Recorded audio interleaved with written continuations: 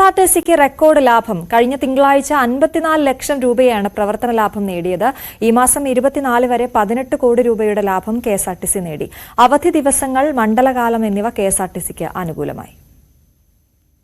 ചെറിയ കാര്യമല്ല കെഎസ്ആർടിസിയിൽ സംഭവിച്ചിരിക്കുന്നത്. കുറച്ചു ദിവസത്തെ കളക്ഷനാണെങ്കിലും ആനവണ്ടി ലാഭത്തിലേക്ക് ഓടിക്കയറുകയാണ്.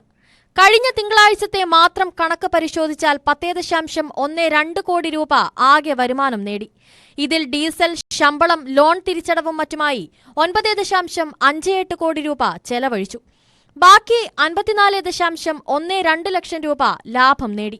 കഴിഞ്ഞ വർഷം ഇതേ തിങ്കളാഴ്ച 61 ലക്ഷം രൂപയായിരുന്നു നഷ്ടം.